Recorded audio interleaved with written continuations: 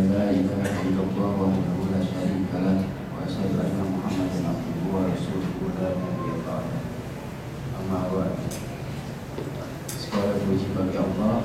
Alhamdulillah pada kesempatan kali ini mungkin ini adalah kesempatan yang kedua kalinya guru kita sudah hadir di sini yang akan membawakan tema tentang Sirah Nabawiyah yang mungkin pada pertemuan pertama secara gamblang dan secara umum, dan di pertemuan kedua ini akan dibahas dari lebih terperinci lagi. Untuk itu alangkah lebih baiknya dan mudah-mudahan kita bisa menerima dan bisa mengamalkan dan mengambil hikmah dari tarbiyah yang akan disampaikan oleh guru kita Ustaz Budi Al-Sekali. Waktu dan debat kami persilakan.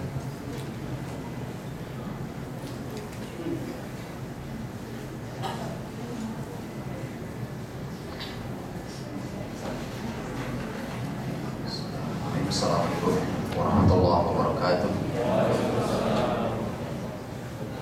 Alhamdulillah alladzi arsala rasulahu bil huda wa dinil haqqi liyudhhirahu 'ala dini kullihi wa kafa billahi shahida. Asyhadu an la ilaha illallah wahdahu la syarika lah wa asyhadu anna Muhammadan 'abduhu wa rasuluh. Allahumma shalli wa sallim wa barik 'ala Muhammad wa 'ala alihi wa sahbihi ajma'in. Ya ayyuhalladzina amanu taqullaha haqqa tuqatih wa la tamutunna illa wa antum muslimun, amma ba'd. Saudara-saudariku shaimin dan shaimat dirahmati Allah SWT, mudah-mudahan sampai hari ini kita lebih baik lagi dibandingkan hari-hari sebelumnya. Mudah-mudahan seluruh amal ibadah kita diterima Allah SWT, dan mudah-mudahan kita diberi Allah kekuatan, kesehatan untuk menyelesaikan Ramadan kita dengan lebih baik. Teman-teman dirahmati Allah, kita lanjutkan pembahasan Sirah Nabawiyah kita. Setelah pertemuan pertama saya sampaikan tentang secara umum perjalanan peta kehidupan usia Nabi SAW. Hari ini saya ingin memasuki pembahasan awal tentang Sirah Nabawiyah. Kalau teman-teman membahas tentang atau membuka buku Sirah Nabawiyah, itu selalu akan dimulai dengan pembahasan yang judulnya adalah jahiliyah judulnya. Mengapa itu perlu dibahas? Karena nanti akan jelas sebuah pekerjaan itu akan jelas berhasil apa tidak berhasil dari target yang telah ditentukan. Kayak antum kerja di sini itu mesti ada target. Nanti akan dievaluasi di akhir. Di pas hari evaluasi itu akan ketahuan Anda ini kerja berhasil atau tidak berhasil. Itu baru prestasi kalau orang berhasil. Nah, kalau tidak berhasil mesti ada masalah. Untuk itulah maka beban yang diberikan ke Rasulullah SAW adalah sebuah tugas yang diselesaikan dengan sangat amat baik oleh Rasulullah SAW. Untuk mengetahui berhasil atau tidak berhasil tentu harus dilihat masalahnya. Apakah masalah yang ada terselesaikan dengan baik atau tidak. Maka dari itulah muncul pembahasan namanya pembahasan jahiliyah. Pembahasan jahiliyah itu pembahasan untuk melihat bagaimana keadaan Arab secara khusus dan keadaan bumi secara umum saat Nabi SAW belum hadir. Begitu beliau hadir, terus beliau menjalankan Quran, mengajarkan Quran, membina masyarakat, hasilnya menjadi seperti apa? Itu baru kemudian kita bisa mengukur. Contoh yang mudah di negeri ini. Negeri ini menjadi negeri muslim sudah lama. Sudah lama. Kita bahkan tidak tahu kapan Islam masuk pertama ke Indonesia. Ya, karena sejarah kita tidak pernah jelas. Ya, 13 tahun abad 13 itu adalah itu sejarahnya Belanda punya. Itu orang company yang buat. Jadi kita ini suka masih percaya dengan penjajah sendiri gitu. Akhirnya kemudian kita tidak pernah tahu itu sudah lama Islam di negeri ini. Kalau hasilnya ini sudah berapa abad? Hitunglah Anda ambil umpamanya, Anda ambil umpamanya si yang abad 13, walaupun yang abad itu salah. Itu ambil abad 10 umpamanya. Abad 10 pun sebenarnya masih di belakang lagi. Itulah abad 10. Sekarang sudah abad ke-21. Artinya Islam di Indonesia itu sudah 11 abad. Nah, sudah 11 abad. Hasilnya sampai hari ini muslimin di Indonesia gitu ya, seperti kita ini, ilmu Islam saja nggak pernah untuk belajarnya. Sudah 11 abad Islam di Indonesia. Kalau itu ukuran tahun dari abad 10. Inilah yang kemudian menjadi sebuah PR besar sebenarnya tentang mereka-mereka yang bertugas mengubah masyarakat. Evaluasi itu kan bukan cuma pekerjaan dunia, pekerjaan perbaikan di masyarakat itu juga harus dievaluasi. Di mana salahnya? Kalau panduannya sama, kalau Quran juga Qurannya sama dengan zaman Nabi. Ya, hadisnya juga hadis yang sama, sholatnya juga caranya sama, kiblatnya ke arah Ka'bah sama, nggak ada yang berbeda. Seperti saya sudah sampaikan. Maka dari itu dilihat keadaannya, baru dilihat perubahannya. Adakah perubahannya? Sejauh mana perubahannya? Mari saya kenalkan tentang keadaan saat Rasulullah SAW belum dihadirkan. Jadi waktu Rasulullah SAW hidup di sebuah masyarakat itu keadaannya seperti apa? Dan nanti ada banyak pelajaran di sana. Kalau kita berbicara tentang kata jahiliyah, karena disebutnya kita sering ikuti masa jahiliyah. Kata jahiliyah, kata jahil itu artinya bodoh. Tetapi kata bodoh itu artinya itu bukan mereka yang tidak mengerti ilmu sama sekali. Karena kalau kita menyebut jahiliyah Arab, umpamanya, lihat jahiliyah Arab. Saat itu orang Arab banyak yang tidak bisa baca tulis memang, sehingga mereka disebut sebagai masyarakat ummi, masyarakat yang tidak bisa baca tulis, termasuk Nabi sendiri, masyarakat yang ummi.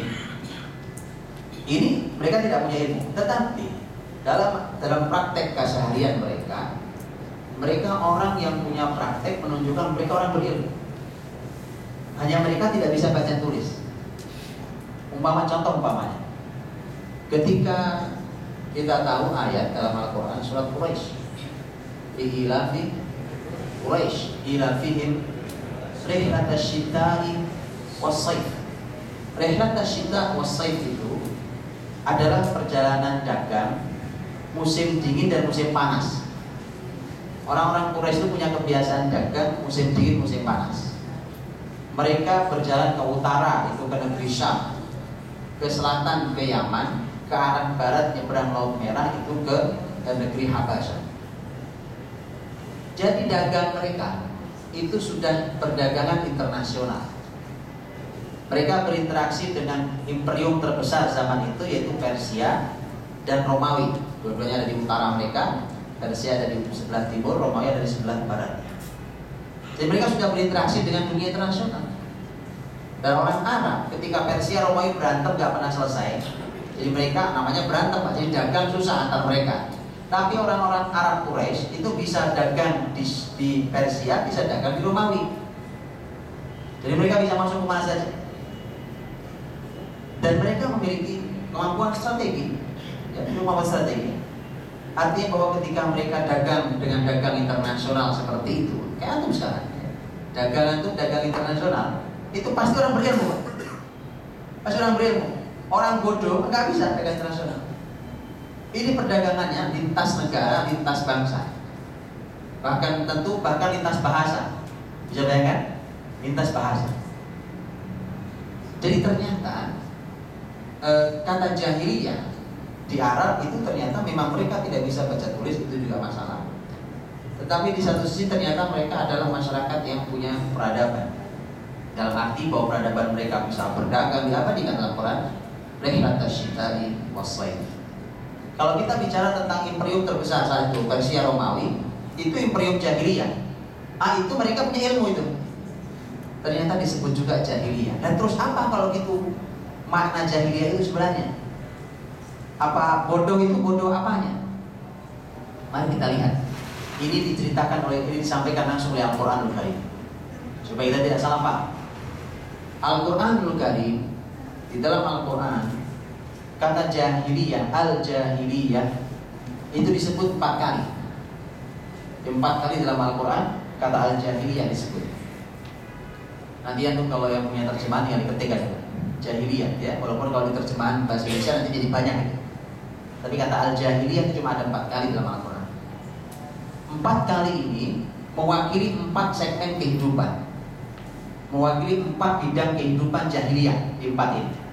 Inilah masalah terbesar yang nanti harus diselesaikan oleh Nabi SAW dengan lingkupnya adalah lingkup dunia, bukan cuma lingkup Mekah, walaupun beliau diutus pertama di kota Mekah. Yang pertama dari 4 itu, yang pertama adalah Allah Subhanahu wa taala menyampaikan dalam pembahasan yang disebut yadhunnuna billahi ghairal haqqi dhannal jahiliyah, yaitu dhann al-jahiliyah. Dhann dalam bahasa Arab itu artinya prasangka, praduga. Jadi praduga jahiliyah. Apa yang dimaksud dengan praduga jahiliyah? Orang-orang yang tidak punya ilmu tentang Allah itu berkata tentang Allah cuma duga-duga. Saya kasih contoh. Karena namanya orang tidak tahu. Ya, Allah itu jumlahnya ada berapa? Makanya ketika Rasulullah SAW datang menyampaikan wa qul huwallahu ahad, gitu? Allah itu satu, Allah itu esa. Orang-orang Quraisy mengatakan, bagaimana Tuhan bisa satu? Tuhan kita banyak nih. Di sekeliling Ka'bah saja ada 360 Tuhan patungnya. Tuhan banyak saja, masalah nggak selesai-selesai. Bagaimana Tuhan cuma satu? Ya, jadi mereka berbicara tentang Allah cuma duga-duga. Jadi praduga, prasangka. Itu sebenarnya bicara tentang akidah, keyakinan, iman. Jadi jahiliyah pertama adalah jahiliyah keyakinan. Nah itu. Saya beri contoh bukti jahiliyah keyakinan. Masyarakat yang keyakinannya jahiliyah, salah satu tanda paling mudah dibaca adalah merebaknya perdukunan. Perdukunan itu menjadi tempat bertanya masyarakat yang paling hebat. Perdukunan. Di negeri ini, kita di negeri ini sering tertipu oleh kalimat dan oleh penampilan. Jadi asal dukun sudah diubah menjadi paranormal, banyak di antara kita yang bilang ini paranormal yang putih pak ilmunya. Ada ilmu yang putih, ada ilmu yang hitam, ada ilmu yang abu-abu, kuning, hijau dan seterusnya nampaknya. Jadi karena paranormal putih. Baik. Lebih lagi kalau diubah kalimatnya, oh ini ustaz, ini syekh, ini punya pesantren. Lihat penampilannya, ya. Lihat penampilannya dan lihat zikir yang dibacanya. Ya. Kalau masalah penampilan, ya, teman-teman, kalau masalah penampilan nggak sulit. Anda ke Tanah Abang, nggak usah Tanah Abang, nyebrang di jantung situ beli sorban bisa. Sorban kalau perlu 10 meter supaya tambah meyakinkan. Kalau urusan zikir, antum bisa zikir, betul? Baca aja, la ilaha illallah sambil nanggut-nanggut kan kelihatan ustaz. Nggak rumit. Urusan pesantren, asal antum punya duit buat pesantren. Kita sering tertipu oleh itu semua. Kita tidak pernah bertanya dalam syariat yang dimaksud dengan dukun itu apa. Itu masalahnya. Akhirnya kita terjebak lagi begitu. Ya dukun ternyata ustaz. Begitu, ya dukun lagi. Mau sampai kapan kita terjatuh di dalam lubang yang sama? Baik, sekarang saya berikan definisinya. Ini bukan pembahasan kita tentang perdukunan sebenarnya, tapi ini salah satu contoh bahwa masyarakat itu jahiliyah keyakinannya. Karena namanya sejarah. Mau jahiliyah itu di Arab sekian abad yang silam, atau jahiliyah itu ada di pasar Rebo sama. Nanti saya tunjukkan. Lihat, jahiliyah keyakinan. Ketika bicara tentang perdukunan tadi, para ulama memberikan definisi ini gampang diingat. Dukun atau peramal itu definisinya adalah siapapun yang mengaku mengetahui hal yang gaib, baik yang telah terjadi ataupun yang akan datang. Gampang. Saya ulang. Jadi siapapun yang mengaku mengetahui hal yang gaib, baik yang telah terjadi ataupun yang akan datang. Saya contoh. Anda punya teman atau Anda siapa lah, punya ustaz, punya siapa, datang ke tempat Anda. Ini tempat kamu ini angker ini. Ini kurang lebih 10 tahun yang lalu ini pernah ada yang bunuh diri di pojok situ. Dari mana dia tahu? Kalau dia baca internet nggak aneh. Di internet ya, berita di internet ternyata rumah Anda nggak ada bacanya. Tinggal ditanya, dari mana Anda tahu? Baca internet. Oh ya sudah selesai, bukan dukun berarti ya kan? Tetapi dari mana Anda tahu ini mata batin saya yang membaca? Dukun. Mau dia bilang hafal Quran, mau dia bilang hafal ribuan hadis, itu mustahil sebenarnya. Nggak akan mereka hafal gitu. Ya, hitunglah apa yang terjadi, maka dia dukun. Mau dia punya pesantren ribuan hektar, dukun. Dukun. Kenapa? Karena dia mengaku mengetahui hal gaib yang telah lewat. Sesuatu yang telah lewat tidak akan pernah kita ketahui kecuali diberitahukan oleh wahyu atau dengan berita. Dari mana dia tahu? Tidak ada. Oh mungkin dia orang suci. Orang suci malah bersih dari itu semua. Rasulullah SAW tidak tahu apa yang terjadi kalau tidak diberitahu. Betul? Itu orang paling suci di muka bumi. Ya, Rasul tidak pernah tahu. Jadi kita ini kalau ada orang begitu, oh orang sakti nih Pak, sakti nih. Ini sakti, mesti orang yang suci. Bukan suci, kotor itu orang. Itu dukun kotor. Dia tak kena ketipu. Atau, ya kan? Atau simpel, ya. Anda punya masalah, datang ke orang. Umpamanya Anda kecurian.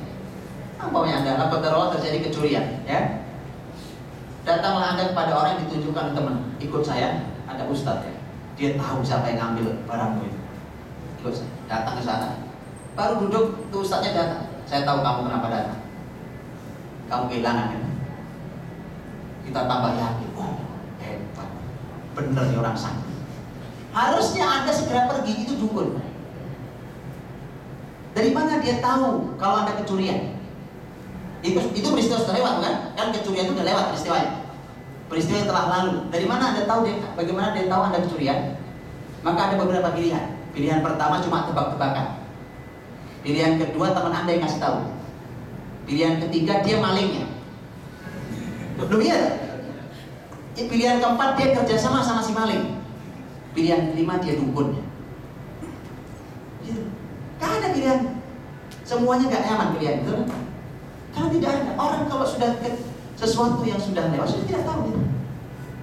Manusia paling suci, paling mulia Rasulullah SAW tidak tahu tentang peristiwa yang telah lewat kecuali diberitahu Allah SWT.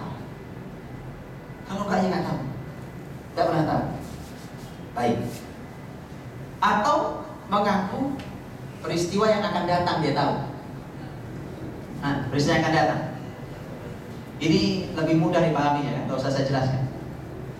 Asal ada di antara antum semua yang masih senang dengan ingin mengetahui jodohnya, kesehatannya, rezekinya, Anda bermain-main dengan perdukunan. Itu peristiwa yang meramal saja tidak tahu nasibnya. Nanti sore dia pulang tabrak bajai, dia tidak tahu nasibnya. Bagaimana Anda percaya? Sesuatu yang akan terjadi tidak akan pernah diketahui manusia. Itulah. Nah keyakinan ini kita ditipu oleh iblis sekian lama. Kita merasa kalau ada orang tahu yang akan terjadi, ini orang hebat, masih dekat sama Tuhan. Orang yang dekat sama Tuhan paling dekat dengan Allah itu Rasul. Rasul tidak tahu beliau akan terluka di perang Uhud. Kalau beliau tahu pasti akan beliau hindari di mana beliau akan terkena perang, terkena luka. Pasti. Nah, Nabi tidak tahu. Nabi tidak tahu apa yang akan terjadi ketika ada tuduhan, berita yang menyakitkan keluarga Nabi. Nabi tidak tahu. Kalau Nabi tahu, kenapa Nabi sedih?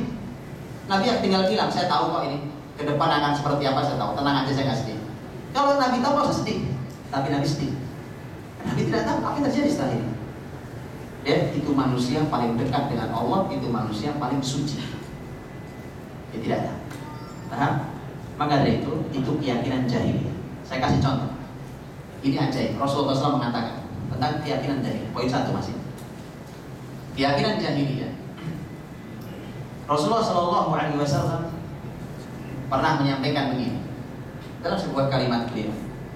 Beliau mengatakan la safar. Kata Nabi, tidak benar tuh keyakinan bahwa bulan Safar adalah bulan sial.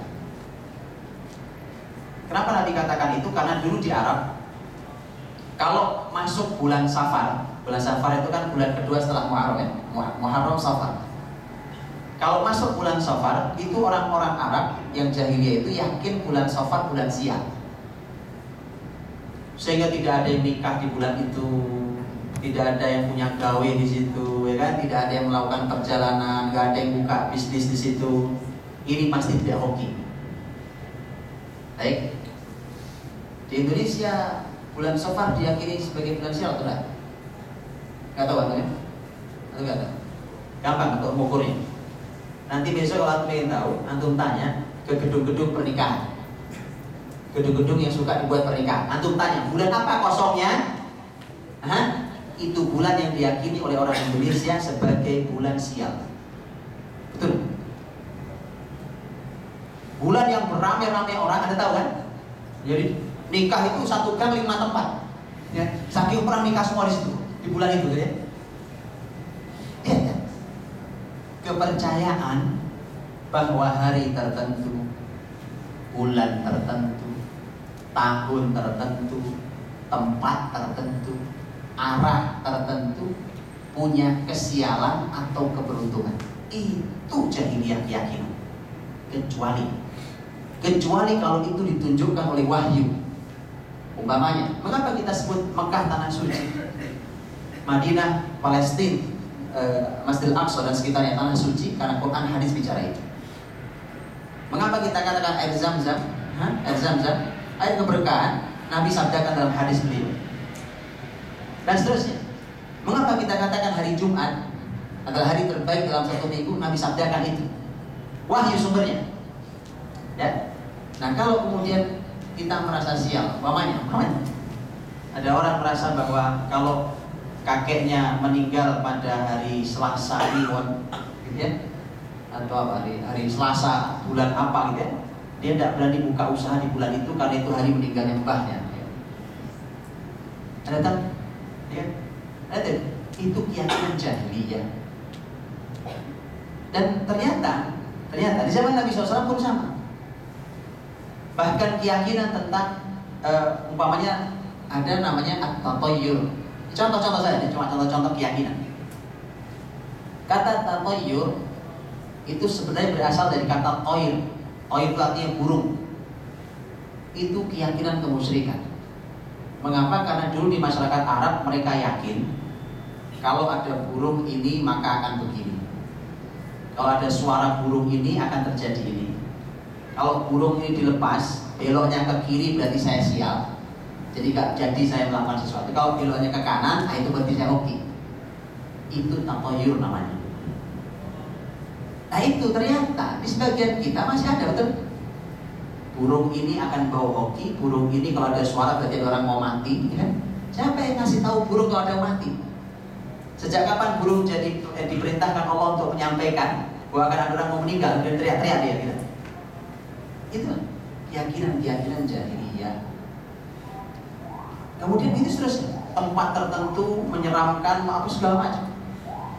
Akhirnya kemudian orang melakukan kemusyrikan. Ya, lihat di Indonesia, air entah sumbernya dari mana, ini air berkah, Pak.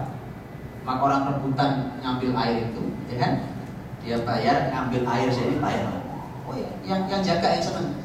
Untuk air dari sumur gratisan kan, bayar 1 botol 1.000, 2.000 kan bayar. Kali berapa orang sehari datang ya. Tipu orang Indonesia gampang insya Allah. Saya tinggal ngomong aja, ini ada makam wali. Anda tahu ini sedih. Saya sering ke Bali karena saya punya kegiatan di Bali. Teman-teman ustaz-ustaz di Bali cerita ke saya. Aduh gimana nih Ustaz Budi? Saya sedih juga ini. Ini suka ada banyak kunjungan dari Pulau Jawa ke Bali, katanya kunjungan wali pitu. Di Bali itu ada namanya wali pitu. Ada orang Bali sih? Enggak. Wali pitu namanya. Saya tanya kepada orang ini, orang asli Bali. Orang asli Bali, lahir di Bali, besar di Bali, jadi tokoh di Bali, sekarang beliau jadi salah seorang ulama di Bali. Saya bilang, Ustaz, itu wali pitu apa sih? Itu tidak ada, Ustaz. Si orang yang jaga itu, ya, itu pernah ada yang cerita. Ini sebenarnya tidak ada makam di sini. Tinggal dikasih gundukan saja, ya kan? Diumumkan tentang wali pitu, nanti dibuatkan mitosnya, ditulis bukunya, disebarkan sampai Pulau Jawa. Kunjungan wali pitu. Kalau di sini wali songo kan, di sana bukan 2. Jadi pitu ketujuh ya. wali pitu. Subhanallah. Makanya kan nipu orang Indonesia gampang, cari gundukan tanah, ya kan? Ya kita buat aja gundukan tanah, ya kan? Cara nipu ini. Karena ilmu tidak ada, jadi mudah sekali ditipu. Kalau dukun-dukun tuh asik. Kalau mau kaya di Indonesia, ini saya tidak ngajari antum, jangan ditiruin ya. Kalau mau kaya di Indonesia, itu nggak usah susah-susah sekolah kayak antum. Antum itu sekolah kelamaan. Cukup semeti 40 hari di Gunung Cermai sana, atau 40 hari di Gunung Semeru sana, ya kan? Keluar jadi dukun, lulusannya jadi dukun. Itu tinggal ngomong, saya punya sekian banyak yang bantu saya, mau semua keperluan tinggal datang ke saya. Itu cepat kayanya. Ya. Rumahnya bisa miliaran. Ya, murah, mudah sekali. Kalau urusan cuma kaya Indonesia gampang jadi jalan kaya. Ini persis keadaan masyarakat jahiliyah saat itu, ketika dukun adalah orang yang dimuliakan di masyarakatnya, tempat bertanya semua masyarakat, sehingga apapun aktivitasnya mesti nanya ke dukun dulu. Mau nikahin anak nanya dulu, gimana mbak? Ini mau nikahin anaknya. Ya tinggal gitu. Ini tanggal lahirnya calonnya, dua-duanya bawa sini tanggal lahir. Binnya bin siapa? Ibunya siapa nama ibunya? Sama, anak dulu pun sama begitu. Itu jahiliyah. Ya. Maka dari itulah, ini keadaan saat itu ketika orang punya keyakinan jahiliyah. Itu dhanna jahiliyah. Panjang kisah itu, tapi saya tidak perpanjang. Banyak contohnya, silakan dibuka di Sirah Nabawi. Yang kedua, dari dhanna jahiliyah, prasangka atau keyakinan jahiliyah. Yang kedua, Allah berfirman, afa hukmal jahiliyah yabghun. Apakah hukum jahiliyah yang mereka cari? Jadi kalau pertama keyakinan jahiliyah, kalau yang kedua adalah hukum jahiliyah. Apa hukum jahiliyah? Hukum semua. Hukum agama, hukum sosial, hukum negara, hukum semua hukum. Saya kasih contoh. Saya berikan contoh. Umpamanya masalah hukum beragama. Mekah itu kan dulu ada Ka'bah. Ka'bah, orang-orang Arab, seluruh Arab, bukan cuma orang Mekah, seluruh Arab tahu bahwa Ka'bah ini mereka yakini ini adalah rumah Tuhan. Ka'bah ini adalah ada ajaran peninggalan Nabi Ibrahim yang mengajarkan tentang haji. Dan semua ini benar. Semua ini benar. Maka mereka, ini sebelum Nabi Muhammad semua, sebelum Nabi Muhammad ya. Maka mereka setiap tahun kumpul haji sudah ada sejak zaman Nabi Ibrahim. Dan itu sebagaimana disampaikan dalam Al-Quran dalam surat Al-Hajj. Dalam surat Al-Hajj jelas, wa'adzin fin nasi bil hajji ya'tuka rijala wa 'ala kulli dhamir yatina min kulli fajjin 'amik. Dan Nabi Ibrahim diminta untuk memanggil seluruh manusia agar mau haji. Baik. Maka mereka haji. Tapi hukum mereka otak-atik terserah mereka. Ini hukum agama nih, Pak. Haji kan hukum agama. Baik, mereka otak-atik terserah mereka. Apa contohnya? Orang-orang Arab Mekah, karena kalau orang haji mesti ke Mekah. Orang Mekah melihat bahwa ini kumpul banyak orang, ini menarik secara bisnis. Menarik. Orang datang untuk ketemu Ka'bah. Sudah, akhirnya orang-orang Arab, orang-orang Mekah ini buat aturan. Dasar orang pedagang, orang Mekah itu pedagang. Kepalanya kepala dagang, ya. Ini menarik sisi bisnisnya. Bagaimana cara bisnisnya? Kita bisnis maksain ya. Caranya adalah diumumkan kepada siapapun yang mau melaksanakan ibadah haji dan umroh, semua yang mau tawaf sekeliling Ka'bah tidak boleh menggunakan pakaian yang dibawa dari luar tanah suci, karena tidak sah tawafnya. Benar. Jadi kalau Anda datang bawa pakaian dari Indonesia, datang ke sana tawaf, nggak sah sholat tawaf Anda, karena itu pakaian Anda bawa dari luar tanah suci. Nah, bagaimana caranya? Beli pakaian di tanah suci. Nah, ini otak dagang Quraisy. Wah, aku keras pakaiannya. Padahal Anda tahu, padahal Quraisy bukan yang memproduksi pakaian, Pak. Sampai sekarang. Sekarang produksi Tanah Abang, Pak ya. Produksi Tanah Abang dibawa, dibeli lagi pulang sini, ya itu. Dari mana? Olehnya dari Mekah, pada Tanah Abang punya itu. Ya, artinya memang ya itu lucu-lucuan mereka dahulu, ya kan? Artinya mereka sebenarnya pakaian pun bukan produksi mereka, ya kan? Itu mereka beli dari tempat lain. Jadi di kotak-katik aturan agama sesuai dengan kehendak masing-masing. Maka hari ini kalau Anda mau melaksanakan ibadah supaya tidak sama dengan orang jahiliyah, kalau mau sholat itu ibadah bukan? Mau puasa, mau sedekah, mau apa, tanya dulu, Pak, kalau saya sholat ini dalam ilmunya Islam ada nggak sholat ini? Kalau saya mau baca wirid ini ada nggak dalam Islam? Harus tanya. Tidak bisa Anda bilang ini kan bagus Pak, bagus menurut kepala Anda. Kalau setiap kita nih kumpul 50 orang, masing-masing mengatakan ini bagus, ini bagus, ini bagus, maka aturan Islam rusak. Karena setiap satu kepala satu pendapat. Jadi kalau kumpul 50 pendapat, akhirnya rusak ajaran Islam. Tanyakan pada syariat bahwa ini ada dalilnya apa tidak, ini ada contohnya apa tidak. Karenanya Nabi mengatakan apapun amal tanpa contoh ditolak oleh Nabi SAW. Ya, man amila amalan laisa alaihi amrun fahuwa rad. Yang melaksanakan amal tak ada contohnya dariku, tertolak itu amal. Kenapa? Nanti kalau itu dibuka pintunya, semua orang mau taati. Ini bagus Pak, saya kira contoh boleh. Ini kan bagus Pak, sholawat. Oh, kita nih Pak, nih teman-teman, kita nih kadang-kadang Anda nih suka bersolawat. Solawatnya kadang-kadang pakai bahasa Arab, betul ya? Kadang-kadang nggak tahu artinya. Dan nggak tahu artinya. Ini kejadian banyak betul Pak. Banyak betul. Saya praktisi lapangan terus seperti itu. Udah lama saya Pak, urusi apalagi kemusyrikan tuh. Lama saya terjun di dunia kemusyrikan. 2003 saya masuk di tempat-tempat keramat di negeri ini. Itulah 2003 saya keliling, apalagi kalau mau pilpres, mau pemilu, waduh. Betul, saya tinggal hitungin. Saya nongkrong di sebuah tempat paling keramat itu, namanya di mana? Di Bogor kan, di Jakarta, di mana? Saya tinggal duduk, saya tinggal hitungin siapa pejabatnya datang. 1, 2, ya. Betul. Jadi negeri ini yang mimpin dukun. Dan saya telepon, sering telepon, saya datangi, saya telepon, saya nongkrong itu sudah lama Pak. Saya melakukan itu kayak gitu. Jadi saya tahu persis dalam negeri ini. Maka saya mulai hilanglah keterkejutan saya dengan sebuah majalah terbitan Kuwait. Bayangkan, Kuwait jauh dari kita. Itu adalah majalah Islam terbesar, termasuk terbesar di dunia Islam. Majalah Mustama namanya. Majalah Al-Mustama itu pernah buat headline tentang Indonesia. Jadi orang majalah Kuwait membuat headline tentang Indonesia. Judulnya Indonesia Daulatus Syirk. Indonesia negara syirik. Saya mulai hilang keterkejutan saya dengan judul tulisan itu ketika saya pulang ke negeri ini, kemudian saya lihat sendiri betul ternyata itu ya. Jadi kayak tadi pokoknya berbicara tentang masalah hukum, hukum agama di kota-katik ya. Ada, saya pernah di Jakarta sini, saya pernah di Jakarta diundang oleh seorang ustadz, saya diundang saya untuk diminta ke rumahnya karena dia merasa terganggu oleh jin. Ini kata ustadznya. Saya bilang kenapa Ustaz? Kok antum orang kayak antum diganggu jin ya?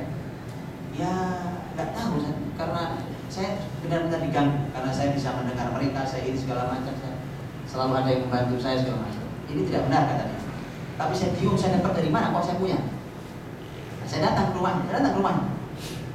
Begitu diskusi, saya bilang saya harus justru nanya ke antum tuh ngapain aja selama ini kok sampai bisa punya itu, punya jin.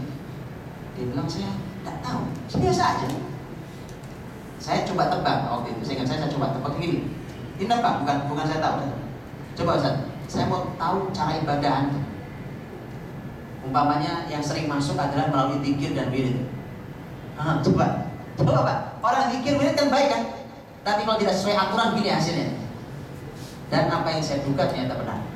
Dikasih saya 2 buku oleh beliau, 2 buku jilid. Dia bilang ini yang saya wiridkan. Coba saya baca, saya buka satu-satu. Anda tahu yang dipikirkan? Ayat kursi, bagus ayat kursi. Bagus ayat kursi. Al-Ikhlas, Al-Falaq, An-Nas, bagus tak? Bagus. Al-Fatihah, bagus tak? Terus di mana salahnya? Kalau itu bagus. Ini pinternya setan masuk nyelip. Tanpa ilmu antum nggak tahu. Makanya tolong jangan mudah mengatakan, ini kan bagus Pak, ini ayat Pak, ini bagus, ini pujian buat Rasul, jangan sembarangan. Oh ini pakai bahasa Arab Anda nggak ngerti. Makanya jangan mudah tertipu itu. Tanyakan ini dalilnya di mana. Karena kita beramal tidak atas ide kita, tapi kita beramal atas petunjuk Allah dan Rasulnya. Kalau tidak nanti kita termasuk yang ngotak-ngatik hukum agama. Gitu ya? Makanya itu. Oh, macam-macam. Antum mungkin penasaran apa masalahnya di wirid itu kan? Di wirid itu ada beberapa masalah. Ada beberapa masalah. Gitu. Di antaranya adalah wirid itu ternyata ada syaratnya. Jadi kalau sudah wirid, setiap selesai sholat diwiridkan 2 buku ini, nanti sampai sekian hari, setelah itu puasa 3 hari, setelah puasa. Lihat, ini syarat. Lu kan bagus Pak, wirid bagus, puasa bagus. Iya, tapi ini adalah rangkaian yang tidak pernah ada dalam syariat. Maka begitu dirangkai, belum lagi nanti ada yang lain, itu bukan cuma satu-satunya. Umpamanya suruh bacain 7.000 kali. Saya bilang, di mana ada dalil bacain 7.000 kali? Bacain 1.500 kali, dari mana dalilnya? Kalau dikatakan oleh Nabi bacalah sebanyak-banyaknya umpamanya, itu artinya tidak ada pembatasan. Jangan kemudian Anda batasi 1.500 keutamanya ini. Ini angka ini harus Anda sampaikan siapa yang menyampaikan. Di mana dalilnya? Ini contoh, hanya contoh-contoh. Bagaimana kemudian tunggangi setan. Saya ke Jawa Timur. Saya menginap di rumah seorang kiai besar di Jawa Timur. Cuma 3 hari di rumah beliau. Beliau adalah orang yang Allah berikan hidayah. Karena beliau dia punya pesantren besar dan keluarga besarnya adalah punya pesantren tertua di kota itu. Jadi keluarga pesantren. Di kiai bapaknya orang besar, dia orang besar. Kemudian beliau bilang, beliau adalah orang yang bersyukur karena beliau mendapatkan hidayah. Dari tadinya dia dukun. Dia tahu belakangan dia, oh iya, ini dukun, praktek perdukunan. Akhirnya kemudian dia tobat. Beliau tobat. Kemudian saya nginep di rumah 3 hari, beliau banyak bercerita ke saya. Dia bilang salah satu ilmu perdukunan yang saya punya melalui wirid saya. Coba, kok bisa dapat ilmu perdukunan, ilmu setan dari wirid? Oh, wirid itu mulia. Inilah gara-gara wirid tidak sesuai dengan syariat Allah SWT. Beliau ceritakan wiridnya. Terus saya bilang, di mana Ustaz salah? Ini. Saya baru tahu salahnya ketika saya taubat. Dulu perasaan saya benar-benar aja. Ya, makanya belajarlah terus. Belajar terus tentang Islam, jangan berhenti. Baik. Hukum itu bukan hanya hukum agama. Hukum itu termasuk hukum sosial umpamanya. Hukum sosial, saya beri contoh. Yang namanya riba, atau riba ya. Yang namanya riba itu adalah sistem. Ya, sistem yang dipakai di masyarakat dunia saat itu. Termasuk tadi. Bukan cuma di Arab, di sistem dunia riba itu. Dan riba kita tahu dari dulu sampai sekarang ternyata berjalan.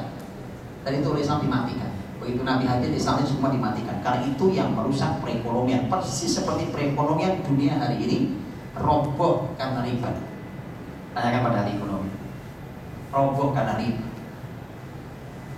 Sistem aturan membuat sendiri, dibuat sendiri. Ya. Atau umpamanya, saya kasih contoh. Contoh ketika bicara tentang aturan sosial. Umpamanya contoh tentang bicara tentang wanita. Contoh. Di sebagian masyarakat bumi saat itu, contohnya di sebagian masyarakat Arab, perempuan itu tidak diorangkan, tidak dianggap manusia. Bahkan mohon maaf, pernah ada satu pertemuan gereja internasional di sebuah zaman, ketika mereka mengeluarkan keputusan bahwa ternyata wanita itu bukan manusia, tapi setan. Ya, bayangkan itu, bayangkan wanita mulia, ibu kita kan wanita, ya. Wanita yang sangat mulia, yang dalam Islam diposisikan 3 kali ibu di atas ayah dalam bakti seorang anak, itu pernah diposisikan sebagai setan oleh gereja. Dan di masyarakat Arab juga sama, wanita itu tidak diorangkan. Kalau bapaknya meninggal gak dapat warisan, gak berhak warisan. Pokoknya wanita hina sekali. Bahkan dia termasuk yang diwariskan. Makanya seorang anak tiri boleh menikahi ibu tirinya kalau bapaknya sudah meninggal. Wah, coba loh. Di masyarakat lain, wanita diangkat, dipuji sebagai titisan dewi. Nah, akhirnya tidak ada yang berani nikahi dia. Oh, masa Tuhan dinikahi? Jadi gak ada yang bilang. Akhirnya tersiksa juga tuh perempuan. Dua-duanya jahiliyah. Makanya jangan mudah tertipu hari ini. Ya kan? Ketika tidak boleh ada penindasan terhadap wanita, sepakat. Islam mengatakan itu. Tidak ada yang memuliakan wanita melebihi Islam. Tapi jangan mudah tertipu di kalimat berikutnya. Maka dari itu mari kita setarakan. Nah, kesetaraan. Laki perempuan sama apa beda? Orang asal normal kepalanya. pasti mengatakan perempuan laki-laki tidak sama. Dan Quran mengatakan walaisa dzakaru kal untha. Laki dan perempuan tidak sama, surat Al-Imran. Kan tidak sama. Lalu dari mana samanya? Wong satu namanya Ahmad, satu namanya Fatimah. Lalu bagaimana beda? Bagaimana sama? Ada tahu? Kalau saya sebut nama Asma, kan? Ada sebut nama laki-laki, Anda tahu laki-laki. Dan perempuan, Anda tahu perempuan. Ada 10 berdiri, dua-duanya berdampingan. Ada tahu yang mana perempuan dan laki-laki, betul? Iya. Dari mana samanya? Begitu diteliti lebih dalam, tanyakan para ahli. Saya pernah duduk bareng dengan seorang pakar otak di Indonesia ini. Beliau bercerita tentang bedanya otak laki-laki dan otak perempuan. Betul, sampai dibedah betul itu. Otak laki, otak perempuan. Jadi ternyata beda. Kemudian mau disetarakan semua. Laki-laki sama perempuan bersama saja, ya. Jadi laki perempuan sama itu gimana ceritanya? Bung Anda punya anak perempuan semua, 1 perempuan, 2 perempuan, 3 perempuan. Ini kan punya anak laki kan? Ada punya laki-laki semua anaknya ya. Laki. Pengen punya anak perempuan 1 aja Pak. Ya, 1 aja anak perempuan. Kalau sama Anda gak usah pengen. Ya.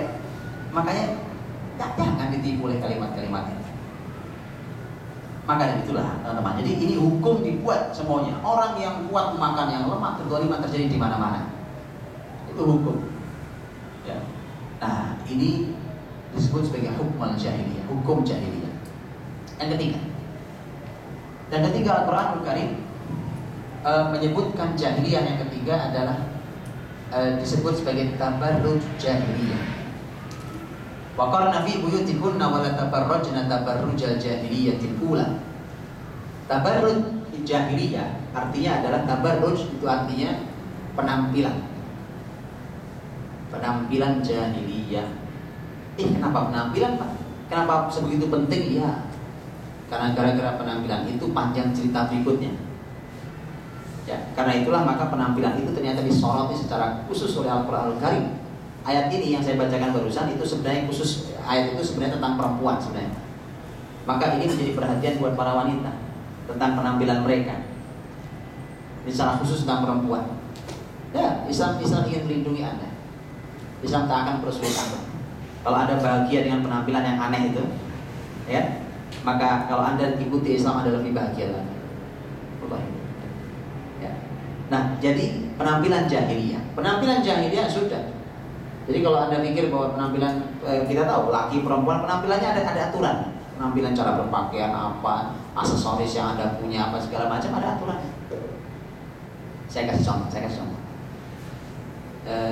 Nabi SAW melarang cukuran qazah, cukur rambut. Lu coba lihat, cari aturan syariat yang mengatur sampai sedetil itu. Dan semua itu dalam rangka kebaikan manusia. Cukuran qazah, tentang qazah. Qazah itu adalah cukuran rambut yang sebagian diambil, sebagian dibiarkan. Itu definisinya. Ada? Ngerti? Yang ngerti? Qazah itu adalah cukuran, orang cukur datang ke tukang cukur itu sebagian dari kepala ini sebagian dicukur, sebagian dibiarkan. Ngerti? Ngerti kan? Apalah namanya hari ini kan? Mau mohak, mau jambul, mau apa namanya? Ada tahu? Itu haram. Coba lihat, orang banyak tidak sadar malah anaknya dicukur dengan cara itu. Anaknya dari kecil sudah diajari barang yang diharamkan dalam Islam. Coba. Terus nanti begitu anaknya jadi anak nakal baru pada nangis. Anak saya kok nakal? Iya lah, Anda yang ngajari. Kan Anda yang ngajari. Lihat kan? Makanya tolong dipelajari Pak syariat ini. Ada aturan dalam syariat ini. Jadi saya bicara yang kelihatan sederhana, qazah. Belum hal yang besar. Dalam masalah penampilan. Ya, subhanallah. Jadi ada aturan. Mengapa laki-laki diharamkan pakai emas? Yang masih pakai emas? Ini cincin nikah, Pak. Siapa yang ngajari Anda pakai cincin nikah? Oh, pakai cincin nikah ujungnya cerai juga banyak, Pak. Saya dari dulu nggak pernah pakai cincin. Saya nikah, anak saya 4. Alhamdulillah. Istri saya 1, anak 4. Alhamdulillah. Nggak ada cincin dari dulu. Ada lihat?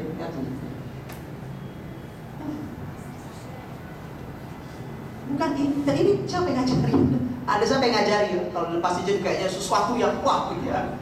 Wah ini ada sesuatu. Ya, apa siapa yang ngajari Anda itu? Ya. Dan kita ini melakukan sesuatu yang tanpa kita sadari itu ajarannya orang kafir. Jahiliyah. Itu pentingnya terus ngaji. Gak apa-apa, namanya kita tidak tahu. Begitu tahu, kita istighfar kalau salah. Kita tinggalkan yang salah. Nah, ini cuma contoh-contoh ya. Silakan dipelajari penampilan itu kayak apa. Ada aturan, penampilan itu kayak apa. Ya. Dan yang keempat, waktu sudah habis. Yang keempat kata al-jahiliyah dalam Al-Quran disebut sebagai hamiyat al-jahiliyah. Ya, hamiyah al-jahiliyah.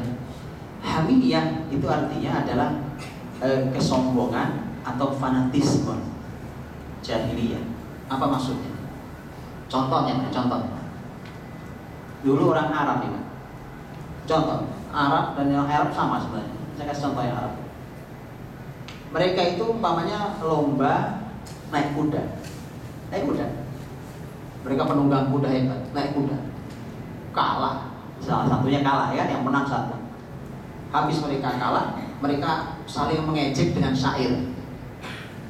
Begitu saling mengejek dengan syair, berantem antar mereka, tidak cukup puas, melibatkan suku masing-masing.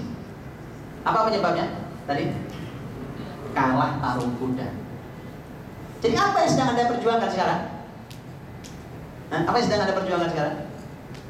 Yang sedang Anda perjuangkan sekarang adalah fanatisme jahiliyah. Mati-matian sampai pertumpahan darah, sampai rela menggunjing saudara, menghujat saudara, mencaci maki orang lain, memfitnah orang lain. Yang Anda perjuangkan kejahilian. Makanya saya bilang kepada teman-teman saya dari sejak sebelum Ramadan, saya sudah bilang ke masyarakat, saya bilang sudah cukup, teman-teman di sini sudah cukup antum membuyarkan pahala puasa antum sampai hari ke-9 ini. Sampai hari ke-9 ini sudah cukup antum batalkan puasa antum. Kenapa? Rasul bersabda, "Man lam yada' qaula zur wal 'amal bih wal jahl falaysa lillahi hajatun an yada' ta'amahu wa syarabah." Yang belum meninggalkan ucapan dosa, ucapan dusta, dan mengamalkannya, Allah tidak butuh dengan kalian meninggalkan makan dan minum. Allah tidak perlu dengan kalian puasa. Secara fikih puasanya sah dari subuh sampai maghrib, secara fikih sah. Secara puasa nol, secara pahala nol. Secara pahala nol. Apa sebabnya? Lisan Anda yang tidak terjaga, baik lisan di mulut ini atau lisan pena, tidak terjaga. Saya tidak tahu mengapa pilpres harus di Ramadan. Pas kebetulan ini. Dan Anda lihat, masih ada yang suka SMS-an, forward, broadcast, buat status, hanya sebuah berita tidak jelas dinaikkan linknya, selamat. Yang masih melakukan selamat, batal pahala Anda. Wallahi nanti batal pahala puasa Anda. Ketika yang Anda lakukan itu, forward itu, ternyata tidak bisa di cross check kebenaran beritanya. Kalau wartawan nulis, Anda tahu sekarang media hari ini? Anda tahu media hari ini kan? Begitu pilpres baru Anda tahu itu media punya siapa, betul kan? Iya. Ini Pak saya ambil dari sana. Ya. Yang tanggung jawab media berikut Anda, Anda ikutan. Lihat, saya sampaikan satu hadis Nabi sebagai penutup supaya Anda tahu nih. Hadis sahih. Kalau tadi hadis riwayat Bukhari, sekarang Muslim. Hadis sahih, Rasulullah SAW menyampaikan, "Kafa bil mar'i kadhiba an yuhadditha kullama sami'." Kata Nabi, cukuplah seseorang disebut pendusta ketika dia menyampaikan semua yang dia dengar. Paham? Saya ulang. Sabda Nabi SAW, supaya kita hati-hati. Cukuplah seseorang disebut pendusta. Ya kalau sudah dusta, pahala puasa nggak pakai, sudah hilang. Cukup seseorang disebut pendusta ketika dia menyampaikan semua yang dia dengar. Saya pernah dengar Pak, saya sampaikan. Saya pernah baca, saya forward. Saya pernah ini, saya langsung broadcast lagi. Kalau ternyata ada yang tidak benar, ada yang tidak lepas diri. Saya nggak tahu Pak, saya kan cuma broadcast. Anda pendusta. Bagian dari pendusta, rangkaian pendusta itu. Saya mau tanya, apakah semua berita yang Anda broadcast itu Anda yakin kebenarannya? Selamat. Betul, saya sampaikan. Maka berhenti mulai sekarang. Berhenti mulai hari ini. Berhenti. Kalau Anda mau pilih, silakan pilih, itu hak Anda. Anda mau pilih salah satu dari dua calon, silakan, itu hak Anda, itu hak sebagai orang negara. Saya tidak katakan, saya tidak bicara pemilihan. Saya cuma sayangkan kalau puasa kita pahalanya batal. Ya, cukup. Ya, maka dari itu, hamiyah dan jahiliyah, pertarungan yang kemudian akan menyebabkan berbagai macam hal, merupakan sebuah kesombongan, fanatisme jahiliyah ya. Sama main bola di mana-mana, main bola selesai tawuran. Apa yang sedang Anda tawurkan itu ya? Bola, jahiliyah. Jadi yang Anda bela ini bukan Islam. Yang Anda bela ini adalah sesuatu yang jahiliyah. 4 poin saudara, terakhir ini, ada 4 poin. Inilah yang menjadi tugas besar Nabi untuk membenahi seluruh bumi ketika bumi dikelilingi, diselimuti 4 kegelapan jahiliyah. Keyakinan jahiliyah, hukum jahiliyah, penampilan jahiliyah, dan fanatisme serta kesombongan jahiliyah. 4. Saya kira itu. Nah, dengan itu nanti kita akan tahu betapa hebatnya Nabi. Itu ternyata itu yang kita lihat hari ini. Maka kalau Anda ingin tahu bagaimana ya Pak cara memperbaiki hari ini, sekarang kita tahu Rasul sudah berhasil. Tinggal niru yang sudah berhasil, kan gitu. Success story ya. Nah itu. Kalau kadang-kadang terima nggak bisa sukses nanti. Nggak pernah sukses. Saya kira itu kalau besok sudah habis waktu saya. Saya kembali. Assalamualaikum warahmatullahi wabarakatuh.